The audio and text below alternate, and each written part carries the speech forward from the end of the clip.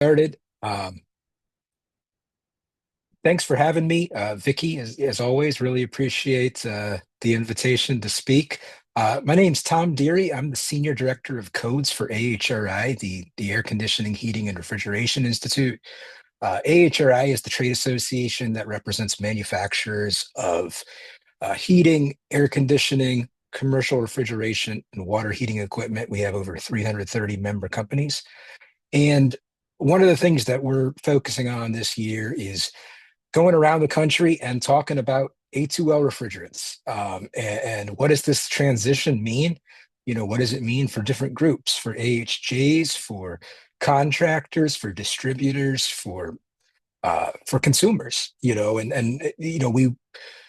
We understand that over the last few years we were actually making the transition, and now that it's here, we want to be uh, receptive to questions. We want to provide as much information as possible. So that's what we're seeking to do today. And again, really appreciate the opportunity to speak. Um, I certainly invite you to put any questions in the chat box. I know Vicky will be monitoring it. I've got some time built in at the end for Q&A, but if we do run out of time, my contact information will be at the end of this, and certainly invite anyone to reach out to me if you have any questions. Just a quick disclaimer that the opinions and information expressed in this presentation uh, are not necessarily those of AHRI, and that AHRI cannot guarantee the accuracy or reliability of the information provided herein. This presentation is for general informational purposes only and does not constitute legal or professional advice. So what we'll be talking about today is just kind of some main buckets here. We're going to start with the regulatory drivers. Why did this refrigerant transition have to happen? We'll get into the background, the research, we'll get into the standards updates, and then the model code updates, and then what happened at the state and local level to facilitate this as well. And then we'll talk about other resources. So we'll start with the regulations and kind of focus on these three key areas. We'll start with the regulatory drivers. There's been a global phase down of HFCs for mainly because HFCs like R410A are extremely efficient. They're great refrigerants. Um, they are durable, and in fact, they are too durable, and that they hang around in our atmosphere longer than we would like. So in 2020, President Trump signed the AIM Act, which, among other things, that stands for the American Innovation Manufacturing Act. Among other things, it allowed the government to set limits on global warming potential and HFC phase downs, which has led us to this next generation of refrigerants, which are called A2L. And a little bit more on that, as I mentioned, signed into law December of 2020, gives the US EPA the authority to regulate HFC production and use. And as you can see, this is not a phase out of HFCs, this is a phase down. There will always be some amount of HFCs used. This is not requiring anyone to replace their HVAC system or commercial refrigeration equipment before the end of its useful life. This certainly does not prevent anyone from repairing that equipment. This is just for new equipment. So this is a phase down. And as you can see, we just came across this 30% reduction here at the end of 2024, which led us to some of the requirements that we'll come up to shortly. So there are three major AIM regulations. The first is the allocation rule, which we kind of just talked about. The next is the technology transition rule, which we're going to focus on next. And then finally, the refrigerant management rule. So this has been kind of the key driver for us here. EPA has stated when different subsectors of the industry have to make transitions to get underneath certain global warming potential limits. And the key one I want to highlight here is this top one for stationary air conditioning heat pump, residential and light commercial. Has to be under 700 GWP, and basically the cutoff for manufacturing new equipment within this category is January 1st, 2025. So as of the beginning of this year, our manufacturers were not allowed to manufacture any new equipment that uses R410A or any other higher GWP refrigerant. They do have a sell-through date for that equipment, and that sell-through date is 12 months. So as of January 1st, 2026, you will no longer be allowed to sell R410A equipment. So certainly there's still a lot in the market right now. I don't know. I don't think any of us know exactly how long those supplies will last, but certainly A2L equipment and products are certainly entering the market now. There are a lot of markets where they're already appearing, and trying to answer questions about those as they come up. But you'll see the other sections. If you see VRF, that you can still manufacture R410A and other VRF systems until January 1st of 2026. So an additional year for that. So you can see even ice rinks are bound by this. The other key area, though, is retail food supermarkets. Now, you'll notice their installation compliance date is January 1st, 2027. So we still have a few years to make that transition. But the other key piece from this table is they have a lower GWP limit than everybody else. So their solutions are going to have to be a little different. And in some cases, that might involve using A3 refrigerants. But they have a couple of additional years to complete that transition. So that got us through the regulatory drivers. One of the other key pieces of this is driven by EPA SNAP rules. And SNAP stands for significant new alternative policy. And there are a series of rules that essentially state the conditions under which you can use alternative refrigerants. And so the industry has been waiting for these SNAP rules to allow new refrigerants that can be used in certain types of machinery. You'll see SNAP 23 passed in 2021, lists 9 substitutes for refrigeration and air conditioning, including R32. SNAP 25 has some additional ones for chillers and residential dehumidifiers. SNAP 26 had more still, but also focused a bit more on commercial refrigeration and allowances for, say, R290 for certain types of commercial refrigeration. So each of these plays a critical role in telling the industry what refrigerants they're allowed to use and what applications. We are already expecting a SNAP 27 rule, possibly the initial rule, maybe as soon as the end of this year. But these rules are necessary to sort of give the industry permission for how it can use these refrigerants. And then the other key piece is updating, the industry standards and model codes and state and local codes. The two key equipment safety standards are UL 6335-2-40 and -2-89. We'll talk about those a little more a bit later. And then the application safety standards are ASHRAE 15 and ASHRAE 15.2 for residential. Of course, we have the national model codes, which will vary by state and sometimes by county or local jurisdiction.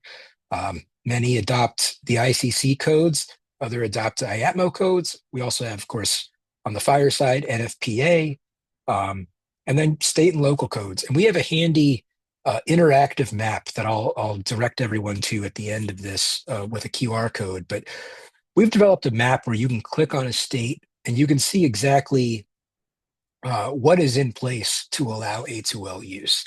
In some states, like Texas, and I'll get into this a bit more later, legislation has been passed to allow the use of A2L refrigerants until the codes can be updated. And in some states, the codes have been updated, you know, to allow the use of A2L refrigerants. So in other states, there are letters of approval, certificates, and things like that.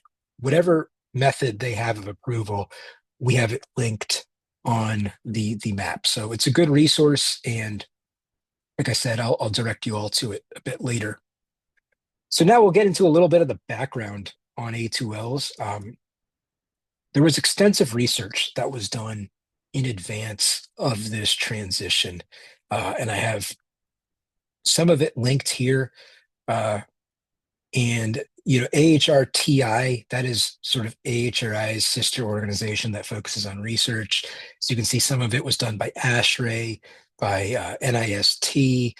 We have one that we did in partnership with UL and the fire service that's at the bottom there, that AHRI 8028. So this is just a snapshot of some of the different types of research that was done. And we're going to get into what this research actually told us here a bit later. But this was not a transition that we entered into lightly by any means. The industry put a great deal of resources into ensuring that this was a transition that could be done safely and that efficiently, that the products would still have robust efficiency. And so I just wanted to get into those a little bit, but not going to belabor the chemistry too much here. But essentially, with HFCs, you see their chemical makeup. There's a weaker double bond for HFOs that basically shorten their atmospheric life while still allowing them to maintain stability. This, perhaps you've seen, but these classifications have to do with flammability. And this is set by ASHRAE 34. But essentially, we have the old refrigerants are all under the category of A1. And A1 does not mean they're not flammable. It means that it has no flame propagation. You can still, if you try hard enough, you can still light A1 refrigerants on fire. The newer ones, though, do have, as you'll see, slightly higher properties for flammability, and thus they are categorized as A2L, which is lower flammability. You also have A2 and then A3, which, as I mentioned, there are some refrigerants used in very limited quantities and in very specific capacities, generally only in commercial refrigeration, which would fall under this category. And those are things like R290 or propane being the most common of those. As I mentioned, A2L or A3, A1, the A means non-toxic. You also have B2Ls, B2, B3, that would, anything with a B in front of it would indicate that it's toxic. So A2L, non-toxic, and mild flammability. But one thing we like to do is compare A1s and A2Ls. What does it mean to be mildly flammable?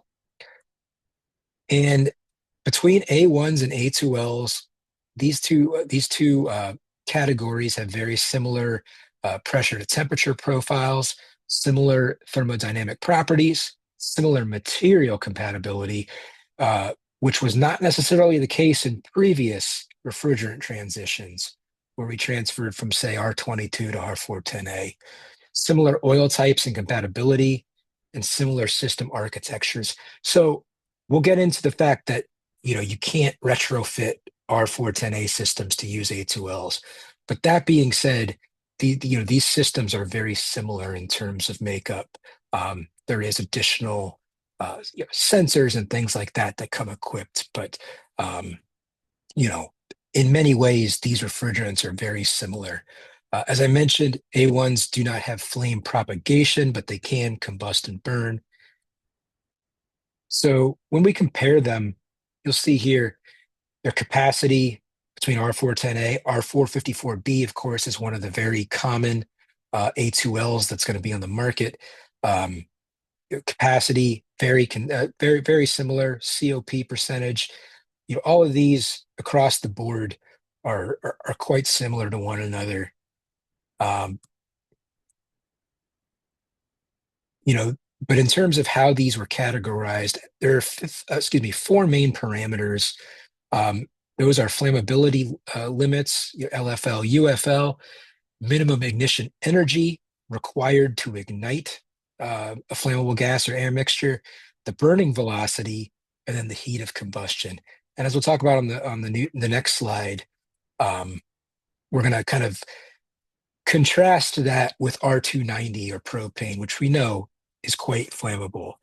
So in the middle, we have R32, which is another one of the common A2Ls you'll see, and then R1234YF, which is another A2L.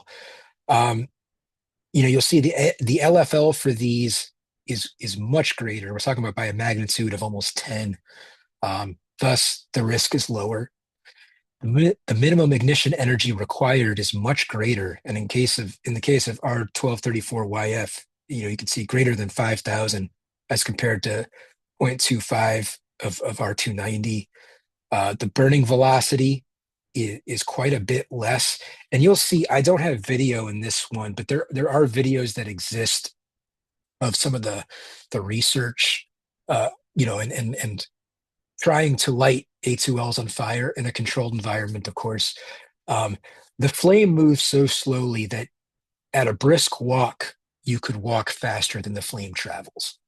And then the heat of combustion, as you can see, is about, 1/4 to 1/5 that of R290.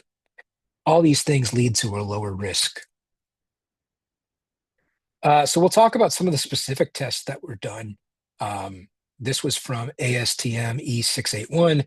It was used to determine flammability limits. There is a high energy electrical source inside this glass container.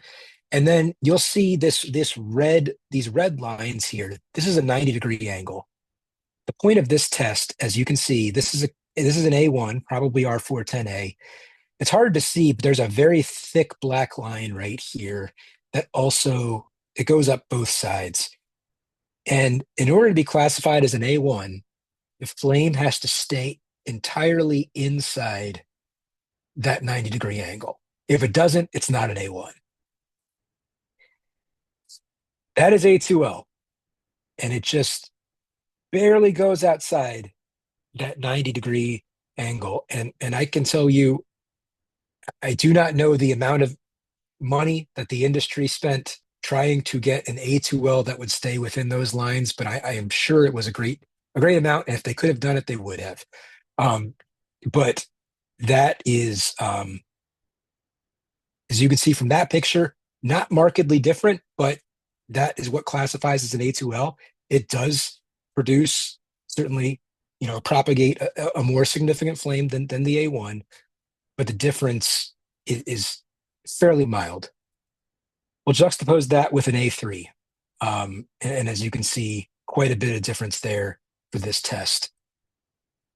For ASTM D3065, this measured flame projection using an aerosol. It used a candle, as you'll see, and then a liquid spray used to create a refrigerant-rich region. So essentially what happened when you have a flame source and then you spray a refrigerant on it. So here we have the R32 and the R290. And then in the next picture, you'll see what happens. And in the case of the R32, it looks there as though, the refrigerant actually extinguished the flame. In the case of R290, you can see, it does propagate a flame there. This is another test used to measure the minimum ignition energy that's required. And essentially, this is another glass container. There is a hot wire going through the middle of it, and they increased the energy level until they achieved an ignition. In the case of R1234YF, you can see it took 1,000 millijoules, and then all you can see there is there's some smoke. It's very faint. In the case of R32, it's 100 millijoules, so it's less energy. But as you can see, smaller flame than with R290, that's only 1 millijoule. So it's 100 times less than that of R32. This is just to establish, the different types, the magnitudes of difference in terms of the minimum ignition energy required. And then just to illustrate that further, one of the tests for AHRI report 8017 um, tried to determine what different types of stimuli would create a localized flame or a deflagration. And in the case, and specifically, they focused on things you would find in a home. And as you can see there, the majority of things you would find in a home will not ignite an A2L. A space heater, a hot plate, a toaster, a hair dryer, um, a light switch, a barbecue lighter, even a cigarette. In the case of all of these A2L refrigerants, they could not produce a flame. There were some items there at the top, of course, a safety match, a hot wire. Those will, under the right circumstances, produce a flame. So clearly, there is some mitigation of risk that's necessary for these products. But this was part of this research effort as well, just do a full look at all the different things you might find in someone's home and whether or not they would cause a risk. Just to illustrate this point a little further, for ignition testing of A2Ls versus A3s, at 500 grams of R290, you can see kind of um, what the reaction is there. At more than double, so 1,200 grams of R454C, you can see a very little flame, or it even just looks like a little bit of smoke. But in any case, it did produce something, but that was very faint. So our flammability takeaways, based upon all of our research done, was that A2Ls are less likely to form flammable concentrations. That allows you to use larger charge sizes for larger applications. They're harder to ignite, making them safe to use and with many commonly used electrical components. And they're less reactive and have lower combustion energy, which generate lower severity ignition events if they do ignite. So going forward, um, I've mentioned a few of these things offhandedly, but just to reiterate, these refrigerants can only be used in new equipment that's specifically designed for flammables. Um, I did mention UL 6335-2-40 and -2-89. Those are these standards that manufacturers have to follow, and they have very, very specific requirements for anything that has an A2L refrigerant. These products are certified to those standards, so it's critical that only equipment designed for A2Ls is where A2Ls are used. Uh, Furthermore, must be done in compliance with the relevant safety standards and the building codes. There were some changes made to the model codes that are specific to A2Ls, and we want to make sure to be mindful of that and always observe those. And they're never to be used yet with never for retrofits for non-flammables. Um, the one piece I always hear from our members is please read the installation instructions from the OEMs. They have lots of information. Of course, those manufacturers are always happy to answer questions about their products if there's anything specific to their products, because there are always some differences between different manufacturers, their designs and such. So please reach out to them with specific questions. Ensure service equipment, tools, working conditions are suitable for flammable refrigerants. I would say, um, you know, many tools I think are interchangeable, but if you're in doubt, definitely look online whether or not that tool is compatible with A2Ls, and always revisit best practices. A1 systems, there's a lot of PPE that should be used with those, and those same measures should be taken for A2Ls. So just want to always emphasize the importance of PPE. And these are also, in spite of, I would say, I think we've illustrated the low risk for these refrigerants. The, these products were still designed to prevent any ignition. So we never want to, downplay the importance of preventing that. And certainly a lot of these, a lot of the changes that are specific to A2L products were designed with just that in mind, mitigation specific to prevent ignition. Um, Piping, have to make considerations for piping. There is some guidance in, or I should say, requirements in the mechanical codes that is specific um, to A2Ls.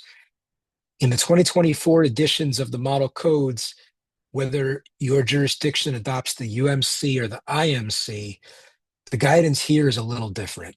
The UMC, I would say, the 2024 edition is ideal. There is no modification needed. For the IMC, there is a requirement in 2024 for if refrigerant piping penetrates 2 or more floors, it has to be in a fire rated shaft. That was never the intention to be. That's certainly the intention for A2s and A3s, but for A2Ls, that was not intended to apply to that. It has been addressed in the 2027 IMC, but for 2024, I would say this has been addressed at the jurisdictional level for some jurisdictions, not all of them. So I would certainly recommend looking at your local jurisdiction for what the requirements are for piping, and certainly reach out to us if you have any questions on that one. There are standard updates for RCLs and the room area required. We'll talk about that in the next section. Refrigerant detection, we'll also talk about that in the standard section, as well as labeling and service training and literature updates. One of the things we always like to mention is that stenching is not used in flammable refrigerants. It is, if you think of mercaptan that's used in propane for your grill, it has corrosion issues that were not, it's not compatible with air conditioning and refrigeration systems. So it does not have a scent. We just like to make people aware of that. Technicians should use the appropriate leak detection, handheld sniffers, fixed detectors, soap bubbles, never an open flame. I mentioned this earlier, but this was a resource that we worked with the fire service and UL to develop this. And we got great feedback on this from the fire service, but this sort of re-emphasizes some of the things I've discussed here, goes into a lot more detail about comparing A2Ls and A1s, it talks about how difficult they are to ignite. It does have some video that kind of illustrates what I mentioned before, of them just dumping a large quantity of A2L refrigerant into a confined space, and then, going out of their way to light it on fire to demonstrate what happens. So definitely a good resource, and I invite you to look into that as well. So we'll talk about the standard updates a little bit, because once we did the research, we still had to update all of the industry standards before we could update the model codes, because of course the model codes reference the standards. So the first one I want to talk about are the ASHRAE standards. And we over on the left here we have ASHRAE 15, and then the one underneath it is ASHRAE 34, and those are always sold as a package. So put them together like that. And then we have ASHRAE 15.2, which is specific to residential on the right. Now, ASHRAE 15.2 is not yet in 2024 referenced in the model codes, but it will be part of the model codes in 2027, in the residential code, I should say. We also have UL 6335-2-40, which is the safety standard for HVAC equipment for product safety standards, and used in conjunction with UL 6335-1. And a lot of these updates have to do with refrigerant charge limits and the minimum room area. And we'll look at that, the illustration, on the next slide. But just the main idea is that the releasable refrigerant charge in the equipment is less than or equal to the maximum allowable refrigerant charge for a given space, or the minimum of floor area required to install the equipment is less than the floor area of the given space. And to illustrate that, in ASHRAE 15 and ASHRAE 15.2, they have these tables. And this shows you, pardon me, for a given floor area and room height, what is the allowable refrigerant charge limit? And these are small excerpts from the table, and I apologize for the size of them if you can't see them, but this is how this is displayed in ASHRAE 15. And the safety standards require that this information also has to be provided in the installation instructions, and it has to be either a straight value or a table. It can't have any equations or anything like that. So it has to be very clear in the installation instructions what is the required room area or height. And you'll see, examples of labels that you would find to illustrate that. In addition to that, you'll see markings that are required for anything that is flammable. And essentially what you'll see is either you will always see the red diamond, but you also may see the red diamond and the yellow triangle that comes from ISO 7010. There is no difference in meaning. If you also see the yellow triangle, it doesn't mean that something is more flammable. It is just an option. But the red diamond will always be there. There are also a lot of warning labels that are required by these safety standards. It has to indicate the use of a Group A2L flammable refrigerant, and then it'll depend on the equipment itself. If a leak detection system is present, it is required to have to be labeled as such. If there is a need for continuous air circulation, that must be marked. Mechanical ventilation. So the labeling will vary based upon the specifics of that type of equipment. You also might see something about auxiliary devices and such, as well as other things that might be specific to accessories that are allowed with that product. This is also, an example of a label you might find that, if there is a certain amount of factory charge and also a field edition that is required, that is all required to be included on the label. And then, of course, the total charge. And we mentioned the manufacturer's installation instructions. Again, is a critical resource. There are a lot of requirements in the UL standards that state manufacturer's instructions must have all of this information present. So then we're going to look at the standards updates for commercial refrigeration equipment, and I won't belabor this one because it's very UL focused, and UL is much more of a manufacturer's standard.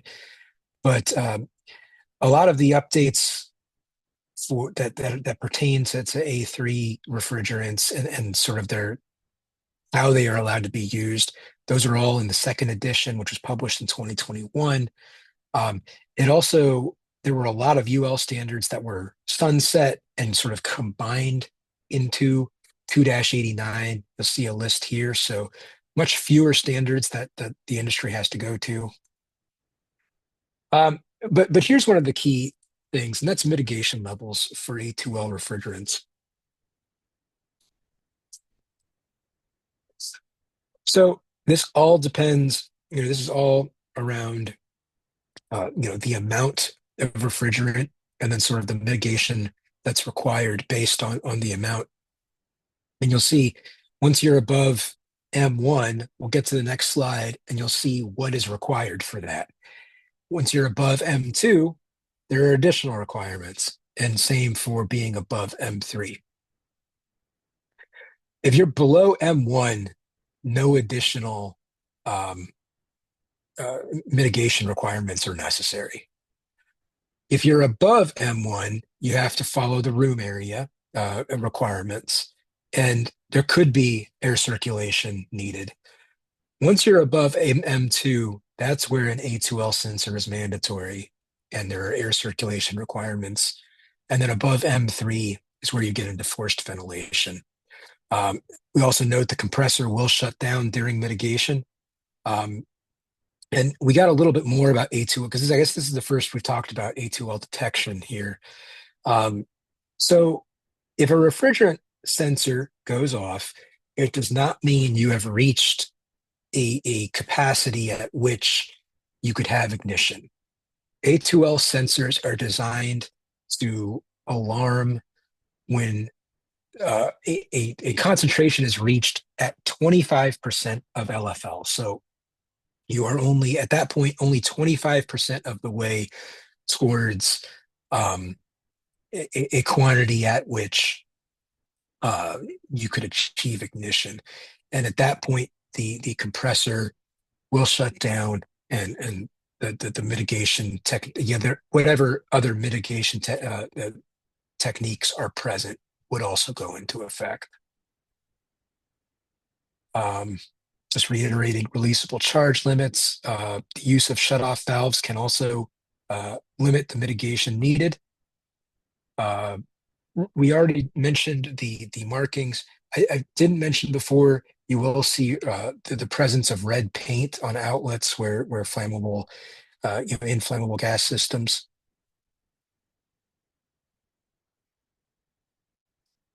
And then A3s, it is limited to factory charged. There is not field charging of A3 equipment.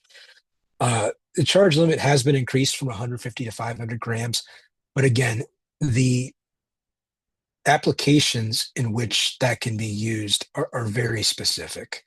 Um, and if you're, I will also say, if your personal refrigerator in your home has been bought in the last 10 years, that also has an A3 refrigerant in it. So it is something that is sometimes used in very limited quantities in refrigeration, but certainly within very well-defined parameters. And there are special, requirements for hallways and corridors because there's not as much, room area. You have a very specific limit to 114 grams. So,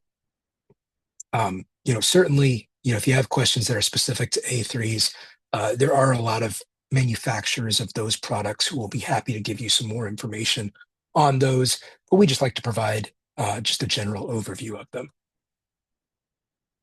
So we'll talk about the model code updates a little bit. And essentially, we got the research done, we got the standards updated, then we had to get it into the model codes. And because and I didn't mention this before, I did for 2-89, but for 2-40 and ASHRAE 15, the additions that really have all of the up-to-date information on A2Ls were both published in 2022.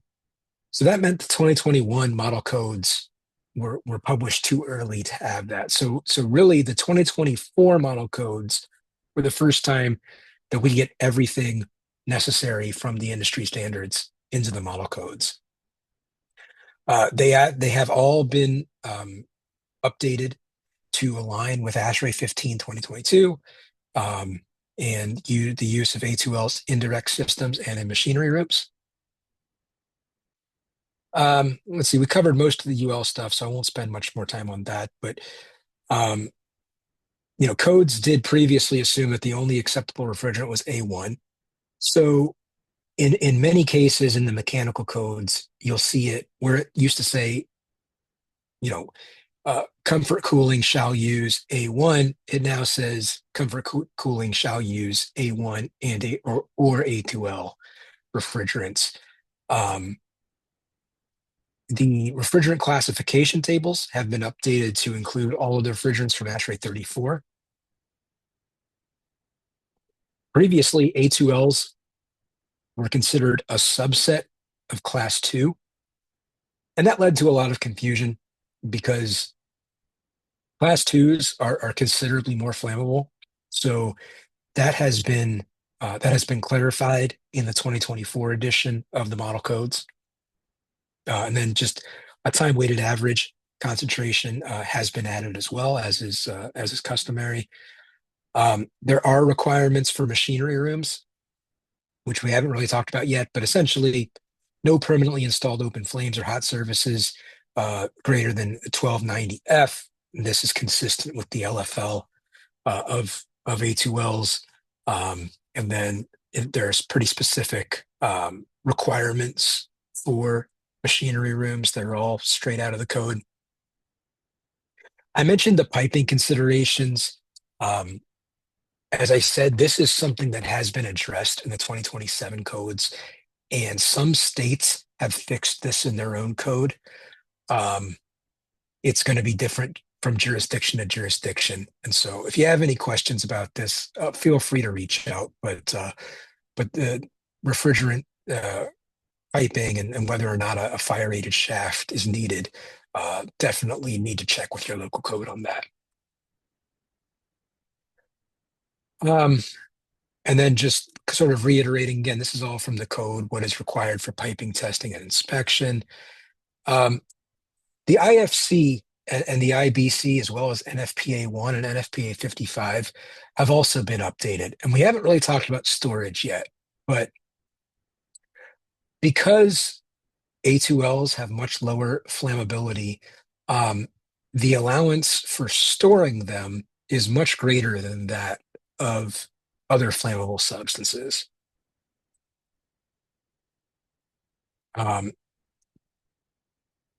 This they have. This isn't directly from this slide, but the update of the 2024 fire codes recognize A2Ls at what they call a category 1B flammable. And pardon me. In order to qualify for category 1B, there are very specific parameters, again, about burning velocity, ignition energy, very similar to what went into the A2L testing. But this category 1B is a categorization that could apply to any flammable, not just refrigerants. So we'll talk a little bit about, there are some specific requirements, certainly still. Storage shall not exceed 6 feet 6 inches in height if you're storing A2L refrigerants. The shelves, pardon me, shall not exceed 6 feet in height and shall be metal, and combustible products shall not be stored above A2L flammable refrigerants. Increased quantities are only allowed if specific storage configurations are followed. And that's mainly all of the previous requirements. And if you follow the sprinklering requirements, which again are outlined in the code, essentially that allows you to, if you follow the sprinklering in accordance with footnote B, you can double the amount of refrigerant that can be stored in a control area. So it goes from 20,000 pounds to 40,000 pounds. And even 20,000 pounds, of course, is double what you could store at a Group M or a Group S occupancy for most flammables.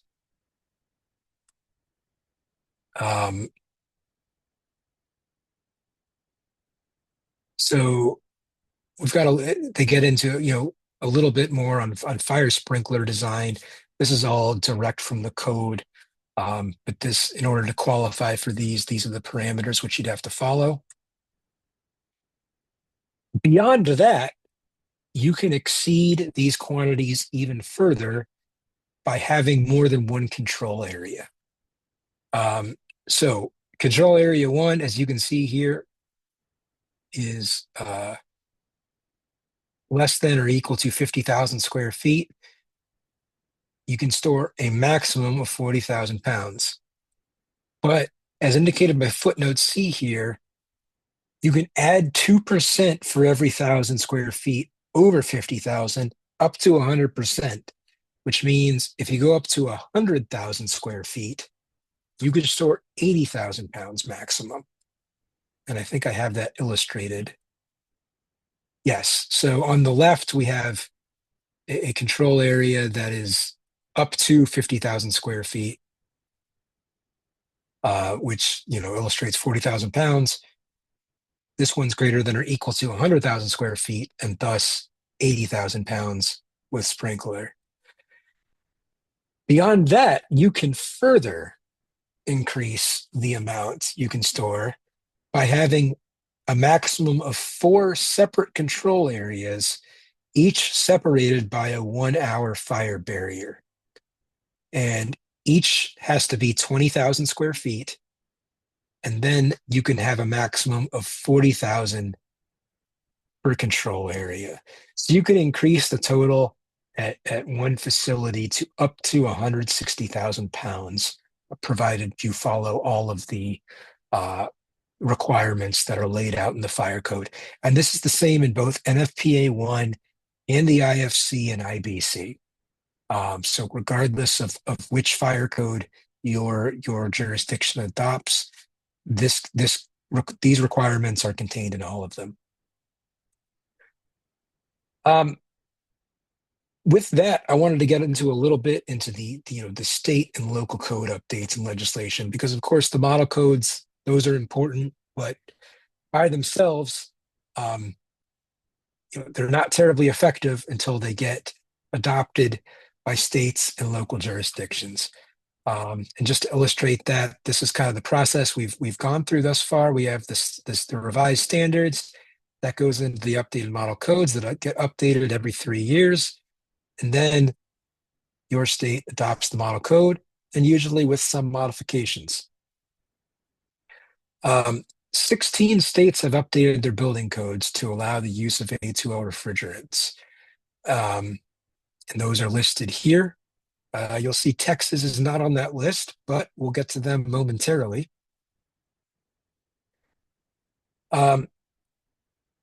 Since this refrigerant transition came pretty quickly, and we understood that updating codes is often a lengthy process,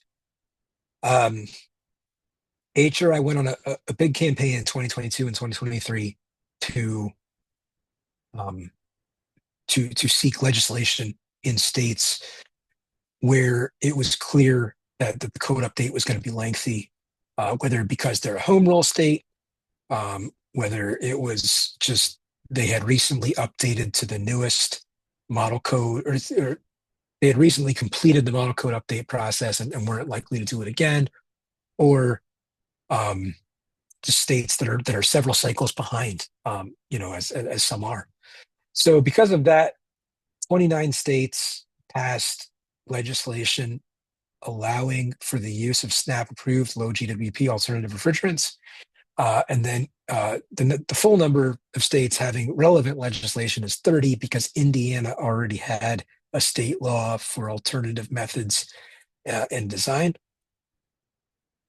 And the language of each state law, there's a little bit of variance from state to state, but this is essentially what it says. And in some states, it literally just is this paragraph. But it essentially says you cannot prohibit the use of a refrigerant that is designated as acceptable for use in accordance with EPA SNAP, as long as it's used and installed in accordance with the relevant safety standards. And That's no longer accurate. I should really update that. Um, there is no more active legislation. There are a few states where um, we were not successful, and thus, we used other methods that I'll talk about momentarily. But the Texas state law, as you can see, is Senate Bill 1210. It was passed on May 8th, 2021, and the bulk of the legislation is the paragraph you see on the screen there. Very similar to what I showed before, but essentially a building code um, can't prohibit the use of a substitute refrigerant. We had several states that issued letters of acceptance. Idaho, um, their HVAC board posted a letter in 2023, as did Kentucky. So that is what allows us to use A2Ls in those states. And then this is just sort of an illustration we like to use to show, the sort of the timeline. And you'll see here, we gradually start to fill in um, states. The dark green is where they were allowed to be used at that time. The light green meant that it had been approved, but was not yet in effect. And you can see we get down to the last few.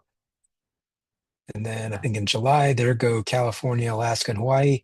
So that just left Michigan and Nevada. And in fact, Michigan has since granted allowance. Nevada is the only state that currently does not expressly allow the use of A2L refrigerants, and their Southern Nevada building officials are meeting tomorrow to discuss issuing us a letter. So we're hopeful. Oh, Massachusetts also, they were a late one, but they also allow it. So it is really just Nevada and then a handful of United States territories where A2Ls have not yet been allowed, but certainly we're working with all of those jurisdictions to try and get that finished as quickly as possible. We haven't discussed transportation yet, but AHRI has a resource to discuss this, and in fact, it'll come up a little bit later. We'll have a screenshot of it, but you do need a DOT special permit to transport A2Ls above a certain quantity.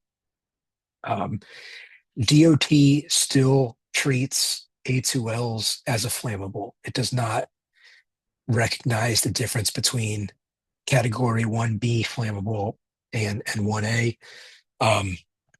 So our several members have acquired special permits that allow the transport of A2Ls essentially in the same way you would transport something with an A1 refrigerant.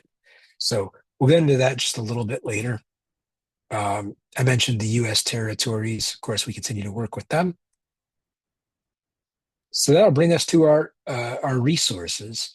I mentioned the building codes map a little earlier. If you follow that QR code, it'll take you directly to the building code map. And with that, if you click on a state, it will give you the status of that state. If that state has legislation, that will be the top item listed there. And it'll link to that legislation. So you can just click on it and see what it says. So if it does have legislation, it will probably say then, have the air conditioning codes been updated? Yes, no. The answer is probably no if it has legislation. Refrigeration codes updated, yes or no. And then warehousing codes updated, yes or no. And then we have the standard that is referenced by each state, say ASHRAE 15, the UL standards, what edition is currently referenced. If you access this on your phone, just due to the small size of the map, you can't click on it. You have to use the drop down. But if you access it from a laptop or something, then you can just click on the state. But either way, I think this is a good snapshot to get kind of a high level overview of a state. There is also, you can't quite see it, but this box down here is a questions box, and it goes right to my inbox. So you have any questions after looking at this, please feel free to reach out to me. More than happy to answer them. We also have this page, saferefrigeraranttransition.org. And this has a lot of different resources specific to A2Ls.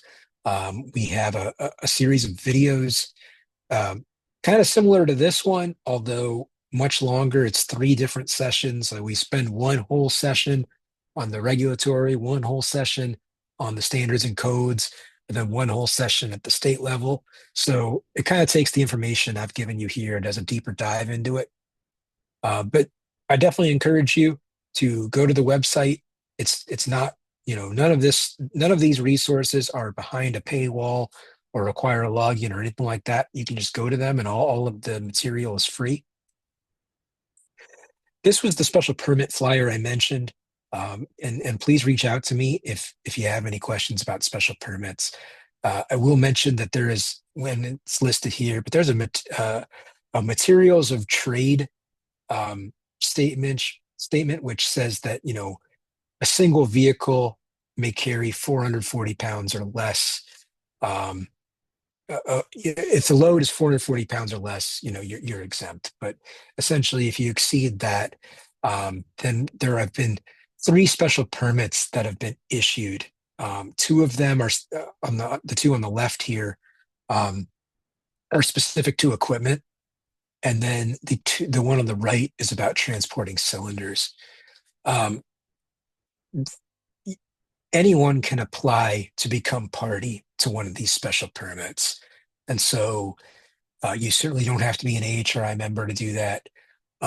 If this is something that your company needs, there is a very simple process that I have outlined up here. You essentially have to just fill out their application. It's like 2 pages. It's really not lengthy. We have not heard of anyone being rejected for this. DOT has been very helpful in, responding promptly to this. But if you have any questions, please don't hesitate to reach out. We also have one specific to warehousing. So a lot of what I mentioned about storage for A2Ls, for cylinders, we have a little 2-page pamphlet that describes that a little more. So please reach out to me if you'd like a copy of that. I can send it to you. I also want to highlight ICC's A2L Refrigerants webpage. ICC has been a great partner in this refrigerant transition.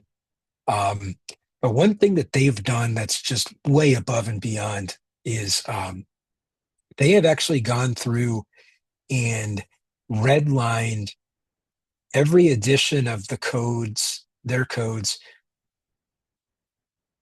basically illustrating what changes there are pertaining to A2Ls from each edition. So if you click on the 2021 changes to the IMC, it'll show you exactly what changed from 2021 specific to A2Ls. For 2018, it has the same.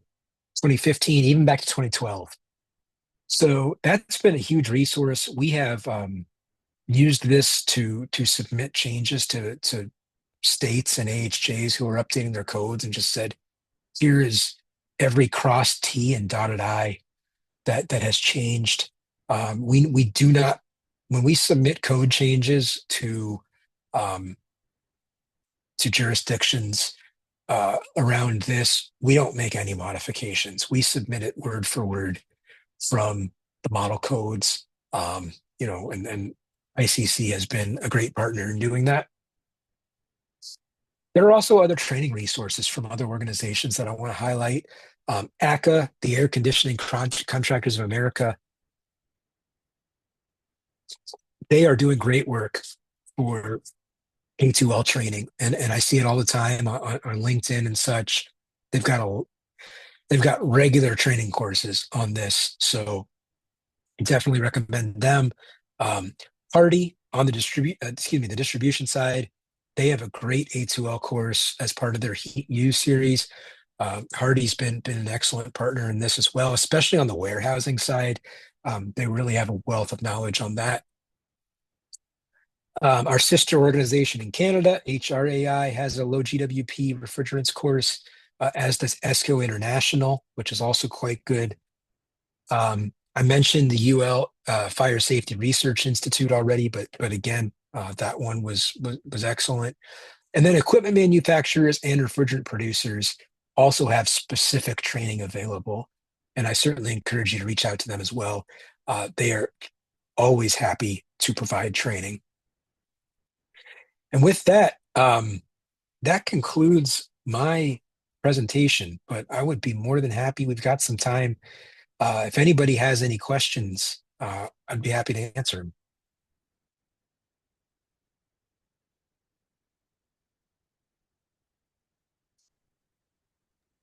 You were very thorough. Well, thank you.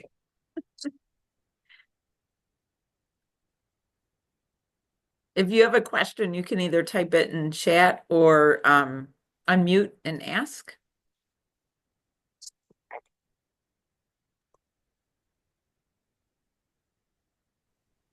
Somebody with assured comfort, would you like to ask a question?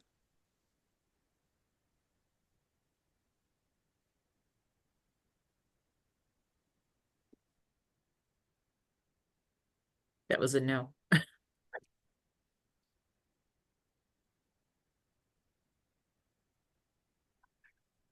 Well, I will say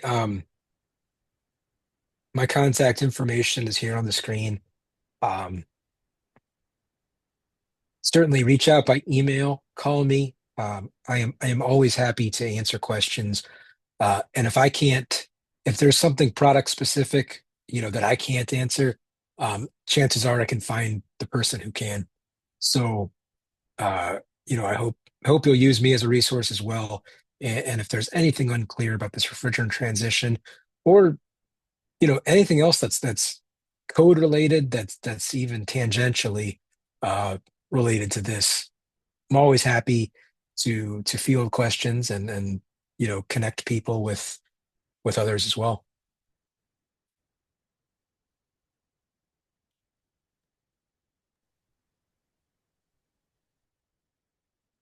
Thank you very much for everything today.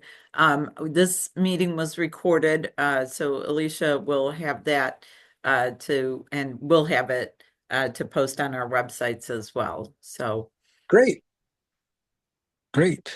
Yeah, well, again, really appreciate everyone, all your attendance today. And if there's ever anything I can do, please don't hesitate. thank you so much. This was very informative. My pleasure. Thanks, Vicky. Thank you. Thank you, everyone. Have a wonderful rest of your day. Thank you.